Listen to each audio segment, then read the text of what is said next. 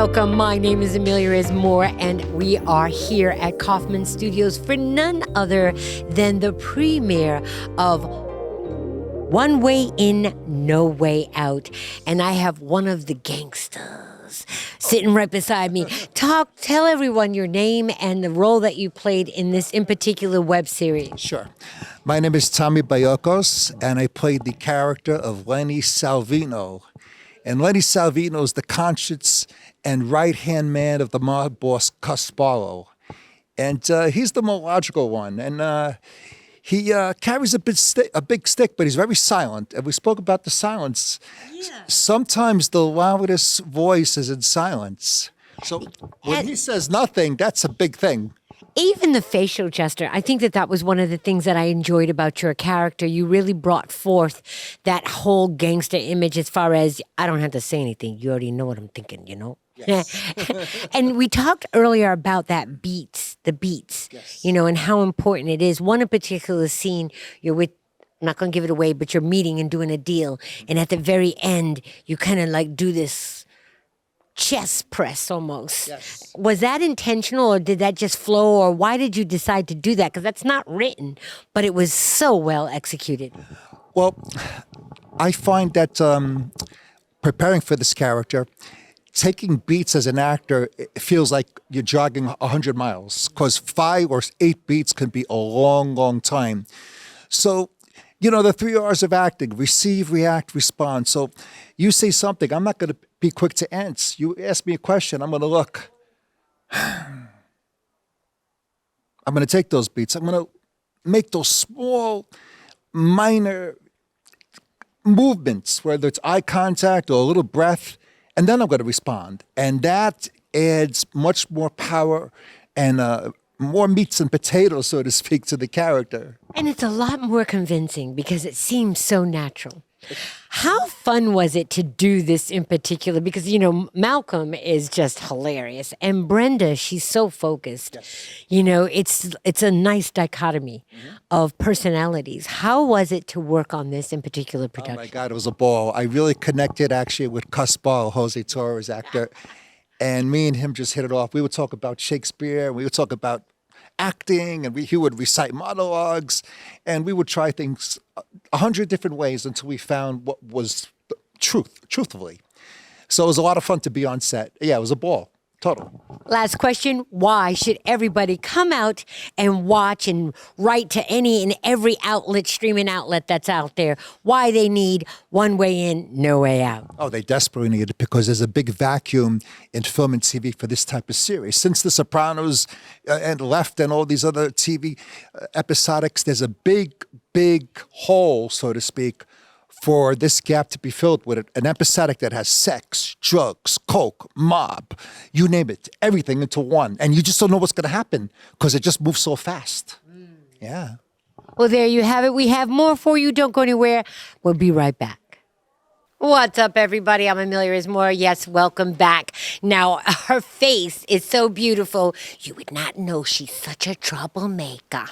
Welcome to the set. Welcome to Kaufman Studios. Now, tell us the role that you played and what she does. Yes, so my name is Amy Alonso, and I played the role of Nikki Spriggs. She is a former prostitute married to a dirty cop. And let me tell you, Mrs. Spriggs brings the pain all the way. You know, throughout all of the interviews, we were talking about preparation for certain characters.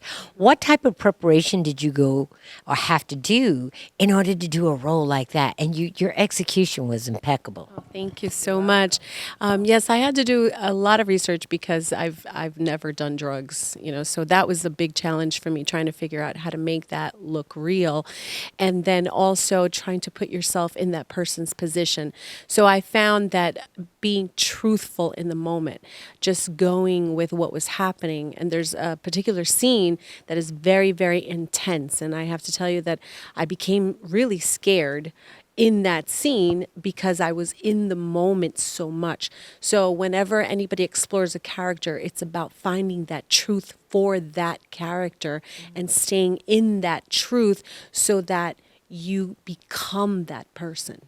You know, the interesting thing about your character, and you delivered it so well, was that part of you was like, and then the other part of you was like, ah. You know what I mean? What did you do to kind of be able to convey both so that someone was sympathetic with you, but then at the same time having some element of disdain because you're such a troublemaker? Yes, so I had to look at the character as a person. I had to look at my character and say, why? Why would somebody do something like this? What would drive a person to act this way? And build a backstory of everything, her childhood, her parents, her situation in life, what drove her to the streets in the first place, what drives her to go and be with this man who is also pretty evil. So it's kind of like, you're analyzing everything and trying to make up as many details as you can so that the person is real to you as you're conveying that person's story. You hear that? So if it's real to her, it's going to be real to y'all because all she's doing is being real. I love it. I love it. What was it like to be on this set? And I know we're running out of time. So just talk about what it was like to be on the set and what are some of the goals that you hope happens with this in particular project. Yes, it was an amazing experience to be on set with Malcolm Boyd and with Sandra Bilu and all the cast members. There was such a connection with everyone. Everybody was so helpful to each other, supportive. It was one of the most supportive sets that I have been on because we gave to each other. We shared with each other. And when I say give and share, there was nothing about anybody that was like, oh, well, I'm the star or this or the other. It was like we're all there in it together to do this great job for Malcolm. Because that's how, at least I saw it, that this was for Malcolm. We wanted to make his project as successful as possible. And so that was an incredible experience. And now we're pretty good friends. We all keep in touch. We talk to each other and we feel so close. So it was wonderful. And it conveys in the camera. I mean, it really does. Well, there you have it. Where can I find out more information about you and your endeavors? Yes, so I'm on Instagram. It's Amy Alonso Official. I'm also on Facebook, actress Amy Alonso. I'm also on YouTube, Everything Amy. So it's at Everything Amy. I have a website, amyalonso.com. So you can pick any of those. And I usually respond if you reach out. Well, there she is. She's a busy woman, y'all. And you can also see her in One Way In, No Way Out. I'm your host, Amelia's Moore. We've got more for you. So don't go anywhere. Keep it right here. We'll be right back. Welcome back. I'm your host, Amelia Moore. We have the lead, the man of the hour, none other than Mr. Blake Carrington. Many of you know him as a musician, but this is not your debut as far as an actor, but as a lead, yes? Yes. Talk about what that experience was like. Well, it was kind of initially it was kind of intimidating because this is new territory for me. And background is background, but being a lead I just felt it was just that, being the lead. So with me being a quarterback in high school, I understood how important that word meant. And so I went to do, the vigorous studying and preparations to make sure that I came across as the director would have wanted that character to be portrayed. You know what I love about your character, and we'll go into his name and stuff. It was like he was the victim and the valor, both at the same breath.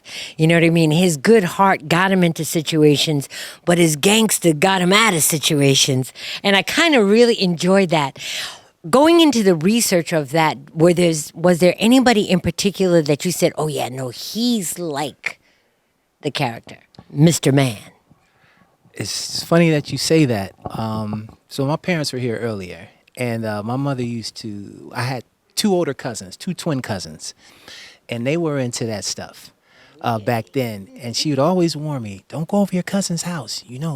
Bad things happen over there. But they were like the coolest cousins. They had all of the dogs. They had all of the food. So it was like a hangout spot, but they were doing their thing. So I was warned not to go by my cousin's house, but I spent a lot of time over there. And so once that character came about, I immediately thought about them. Immediately. I'm like, they were so cool. Like my mother had the wrong. She knew what they were doing, but they weren't your typical drug dealers. So shout out to my cousins. One of the things that I loved about this in particular series is that how you described yourself as far as your profession. You said, "I'm not the gangster with the guns and all of that, but I do my thing. I look at myself as nothing more than supply and demand." In the acting world, it's very much that as well. Where you have a demand for a certain character and then the person's obligated to supply it. In thinking in that process, what were the tools that you felt like you needed to supply for this demand of a lead role? Being focused and really a tool of understanding. You have to really kind of place yourself. It's almost like I feel like trying on shoes. When you're shopping for shoes and you find a pair that feels good to you. So it was kind of like a trial and error kind of thing. But once I felt in a zone, so to speak, things felt good for me. It felt good. It felt organic. It felt natural. That's it. And that's what it is. It's about naturally delivering a visual image of written words so well. Yeah. I would be remiss if I did not ask you about the singing. Like, we heard some of the amazing music within the tracks of the show, but what are you doing now? And where can everyone find out more information about you and continue to support you? I just came from Paris, France 2 months ago, doing a fashion show over there that I do annually in Cannes as well. And it's so much love. Shout out to Paris, Patty. C'est bon. And where else can they find out information about you? You can find information about me at on Instagram. I am Blake Carrington, and that's basically my handle for everything. My website, iamblakecarrington.com. Facebook, James Blake Carrington. I'm there. You can find me. The next. Well, you asked for my next little performing thing. I am headed to Dubai, March 11th. So my first time going to Dubai. So yes, I'm very just riding a wave of a good, great spirit, and I'm just surrounded by other like-minded spirits. Well, continued success to you. Make sure you check out this amazing, talented being right here. Kaufman Studios, make sure you hit up Three-Legged Elephant, as well as One Way In, No Way Out. We'll be back. My name is Amelia Ismore. We're here at Kaufman Studios for none other than the premiere of Jailhouse Therapist. And with me, I have none other than Elgin Ravenel. And Elgin, you played a very interesting character. Like, you were cuckoo.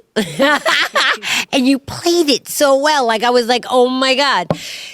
Talk about what went into the preparation, because did you have to do any study as far as what a crazy person that wants to kill themselves does?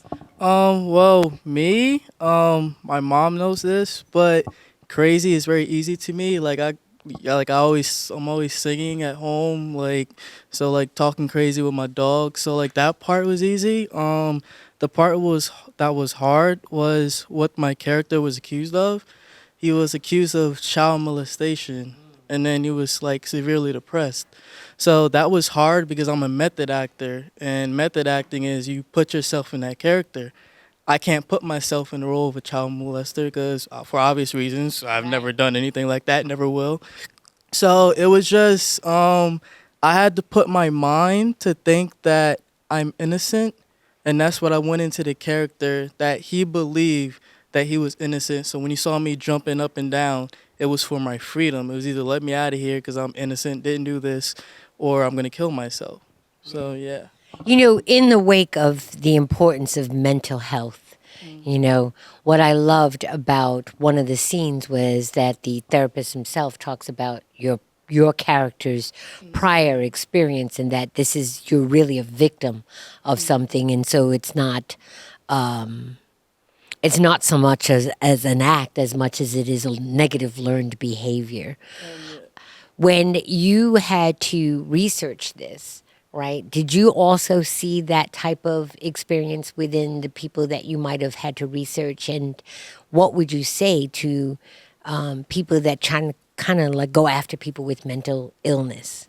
I would say like mental illness first, like mental health, that whole situation is very real. I believe that if anyone needs help, they should seek it. It took a lot of research for me. My grandma actually works in a prison as a therapist. So yeah, so she deals with how my character was. She deals with those in real life.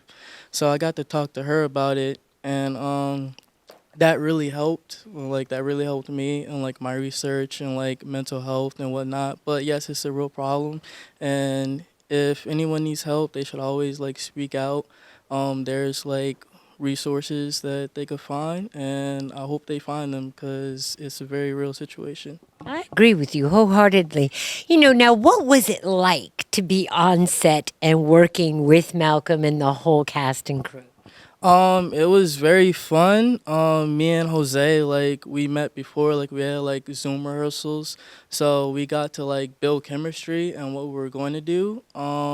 So I already knew going in, I was going to go, like, all out. So, I was, like, for me, I'm glad that I got to, like, spend time with the extras before they saw me on the table because I literally scared everyone. Like, everyone was like, oh, you're so scary. I thought you were really gonna like hurt yourself or like hurt somebody. Da, da, da. And I'm like, yeah. So it was thankful for me that they didn't see that like first, because they would have thought I was like bat crazy. But yeah, so like I let everybody know. I'm like, just so you know, as soon as they say action, there's gonna be a different side of me. So that was very fun. Well, there you have it. We've got to go. We're running out of time. But so when you see him on screen, know that he's sane, even though he did a great job acting insane. I'm your host, Millions More. It is all about Jailhouse Therapist. Make sure you go see it. Make sure you hit up Three-Legged Elephant Publishing to find out more information. And we'll be right back. We have the woman gangster, the sister that holds down the brother. Welcome, welcome, welcome. Tell everyone your name. Thank you. My name is Sandra Bilu. And Sandra, talk a little bit about your character. Well, my character is a Colombian cartel member who's here to find the drugs that my brother lost. You know what I loved about your character when we came on the scene?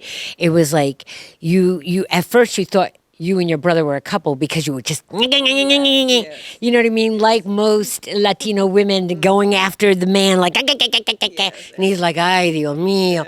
But then you come back with this business sense. Like, listen, he doesn't know what he's doing. He's fully inebriated, but listen, this is the truth. And watching that transition from the sister to the businesswoman, what went through your mind to create that?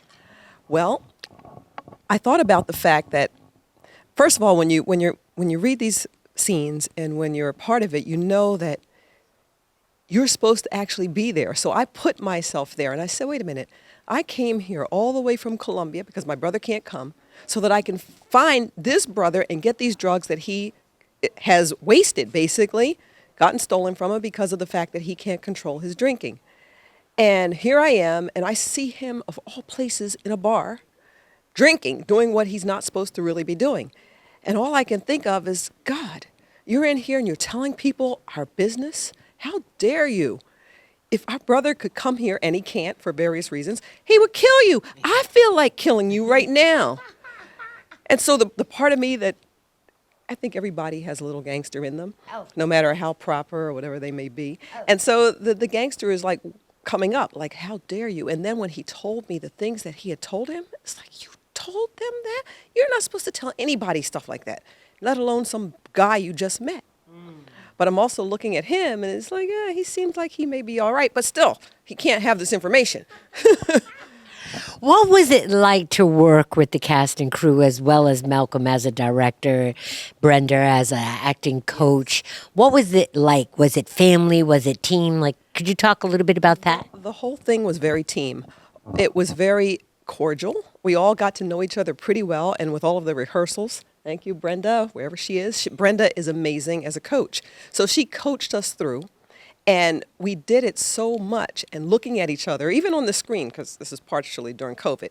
So we're looking at each other on the screen, on a Zoom, but you just start to really feel the other people, so you get to know them, and then you interact with them. The more you know someone and feel you know them, the better you interact with them. So it was a lot of fun. We had a lot of fun, and Malcolm is a wonderful director. You know, he wrote the novel, and once we decided it's going to be a film, then we were all in that it was going to be a film. And Well, continued success to you. Any last words of advice? I haven't really asked anybody else like that because, you know, this is all like an embryonic excursion almost. You know, many of you, it's kind of like your first times or relatively new. Yeah, somewhat new. So any last words of advice that you would give for anybody that takes on the very same challenge?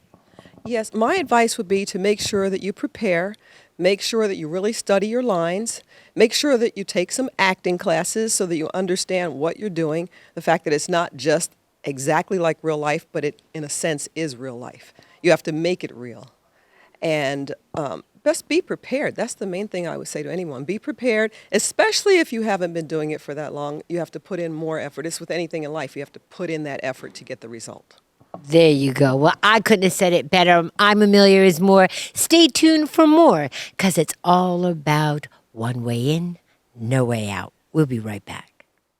What's up, everybody? I am your host, Amelia is More. We are here at Kaufman Studios with the man of the hour. He's a director. He's a writer. He's an executive producer. He is just the ultimate creative. We are talking about none other than Malcolm Boyd. Welcome.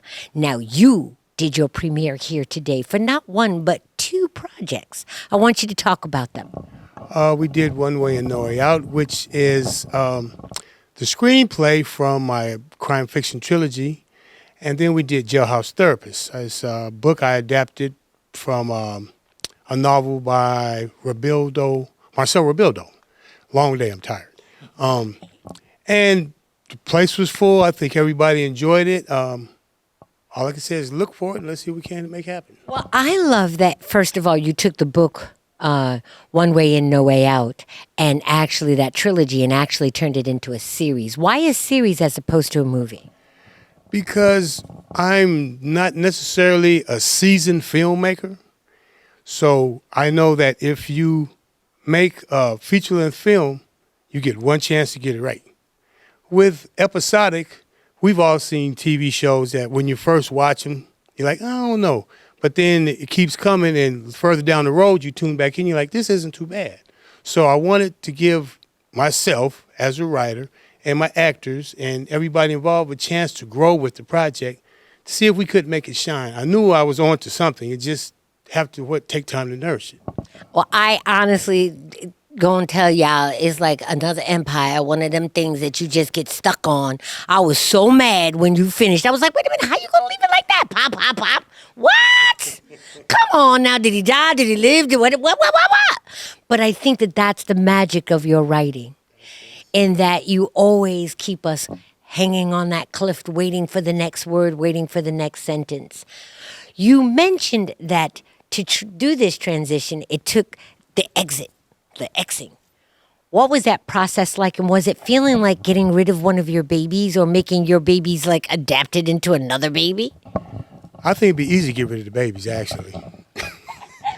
Just because as the writer, the creator, you hang on every word and you think everything is important. And I learned that you have to give your audience credit for being smart, and they can connect the dots.